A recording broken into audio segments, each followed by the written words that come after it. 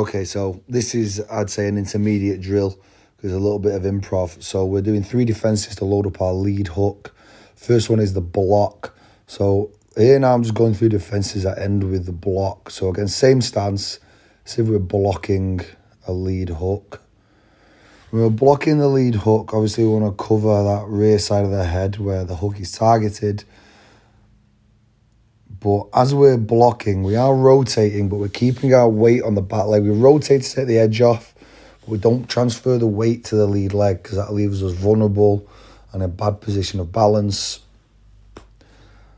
And in this instance, we can even throw other shots, the rear hand from that, so only versatile. You'll see these defenses from the front quite soon, so you see what I mean. So now the second defense is rolling. So this is an intermediate drill, so I'm not going to go through massively the mechanics of the head movement. But obviously as I'm rolling, turning my hips here as an orthodox, so about 11 o'clock, as I roll under that right hand, right straight, right hook, right overhand. And you notice when I roll, I'm pulling the lead shoulder behind me, winding up my hips, and then uncoiling into that hook. So same on the third defense, the slip, as if we're slipping outside a right hand. So it's playing and improvising with defenses that end with these movements. So this defense number 3, we slip. So we're getting our hips to 11 o'clock again. No tension in the lead quad or hip flexor, because I'll be able to whip that shot in with no tension. Nice and loose shoulders, loose hips, heavy in the hands, and pulling that weight back. So now those defenses in the front, so you can see where my weight is. So here on the block, if you see when I block, I rotate the upper body, but my head stays over my back leg and my back foot stays strong to the ground. So it's harder to push me out of position. Obviously with my base, I want to, in this instance, remain strong, so I'm able to receive the force and fire it back. So on the blocks, you'll notice my head stays over the back leg. So now the roll. So you can see with the roll, I'm turning my hips to 11 o'clock as an orthodox, getting that rotation, pulling the shoulder behind me and firing.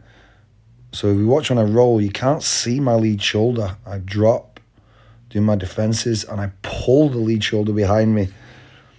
Helps me, remain defensively sound as well as load up my upper body for, in this case, a punch.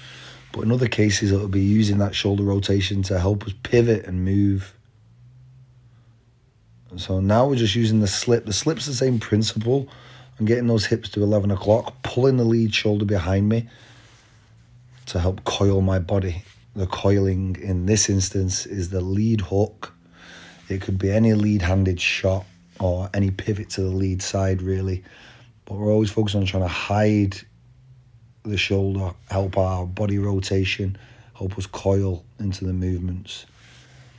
I'll do videos going over the head movement more specifically, and even drills to help us gain the flexibility. So all I'm doing here, once again, it's an intermediate drill, so I'm just tripling up that hook, but I'm refining the core mechanics. So here it's the block. I'm using that block, keeping the weight on the back leg, but using my core to wind me up and help coil into these shots, whipping the hook across. So now just playing with the bag in this drill. Obviously we can throw any lead hand. I just want to keep it nice and simple and throw the lead hook, the most commonly through shot off these movements. So we get used to winding them up. Now obviously going on to the roll, where I'm focusing on getting underneath my opponent's right hand. And obviously this angle, you can see how much I turn the body. Once again, trying to get to 11 o'clock as an orthodox with those hips, and then allowing that hip rotation to pull me into that lead hook. We always want to think with our punches, we're twisting and pulling. So we're using our core, our hips, and our shoulder rotation as opposed to shoulder, bicep, pecs, that kind of thing. Trying to emulate a whip, especially with this left hook. So now the slip, going through those 3 defenses. Defense number 1, the catch, as if we're catching our lead hook. Defense number 2, the roll, as if we're rolling under a right hand, be it a straight, a hook, or an overhand. And the final being the slip, as if we're slipping outside our opponent's cross or inside our opponent's jab. I'm just obviously for the demonstration imagining we are orthodox facing orthodox. So just playing with that rotation. The turning of the lead foot on the hook is a bit of a contentious issue. I don't really want to go over that yet. I personally don't rotate my foot throwing a lead hook. I may sometimes, but as a general rule, I don't. I plant that foot. I still pull that weight to the back leg. I personally don't think there's a right or wrong. I prefer keeping my feet flat. I find it more conducive for power and balance.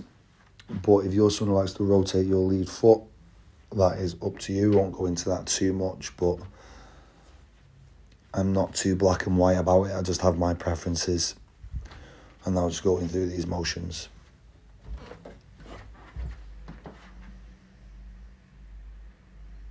So obviously with the slips and the rolls, it's focusing on pulling that lead shoulder behind me, really winding my hips up to get used to firing across with that lead hook. I'll do more drills for the YouTube on head movement in general and how we're supposed to move our head correctly while protecting our body and keeping our legs loose for movement and punches. But obviously just working that left hook drill and using our defenses to help aid that shot.